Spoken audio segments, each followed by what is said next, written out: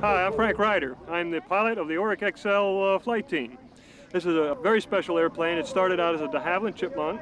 It was built in England in 1951 and served as a Royal Australian Air Force trainer in Australia until about 1959. We started out with a 4-cylinder inline Gypsy Major engine that produced 145 horsepower.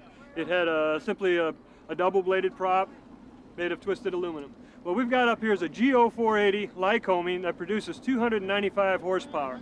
We got this 3-bladed, 95-inch diameter prop, so we've effectively doubled the horsepower on the airplane. We want to roll her up on the left wing to the knife edge flight mode and push hard forward on the control stick in what we call the clean sweep. Pushing around in 200 degrees, about 5 negative G's at some points. As it tries to throw him outside the cockpit at 200 degrees, we'll stop. We'll go right into the rolling 360 turn. The wings from the spar line back were originally fabric. We metallized the wings to make them stiffer, but we actually removed about this much wing, 30 inches from each side, 5 feet overall. That allowed us to increase the limit load factor on the wing, took a lot less load, a lot of the load off of the center section.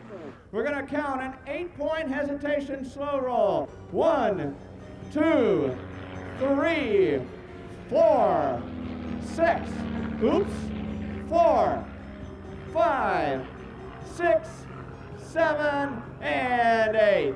And on the rudder, what we originally had was the rudder came up, you can follow my finger, about from a point there, right on up and over, and had a real pretty little de Havilland rudder. If you follow that line, you can see we increased the area about 40-some-odd%. That really helps when I pull up in a vertical maneuver. I can park the airplane vertically. It just hangs and hangs and hangs. And when I apply full rudder, I can get the prop wash to really turn the airplane around. So the rudder helps really on the low-speed end. The nose coming down and pushing forward on the control stick. Again, recovering the hard way. Outside.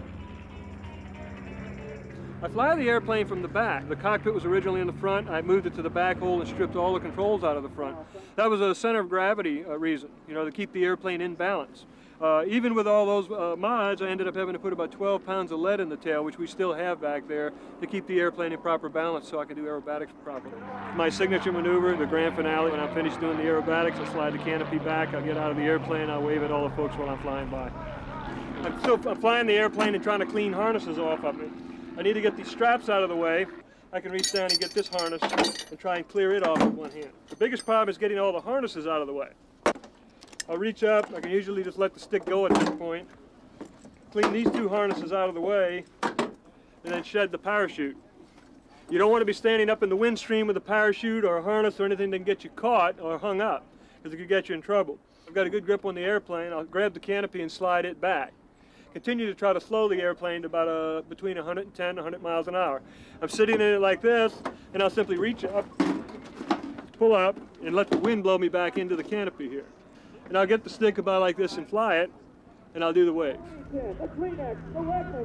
At this point, we have about 105 to 110 mile an hour wind holding me in position here. On really calm, smooth days where there's no turbulence, I can actually fly the airplane like this. It's very easy.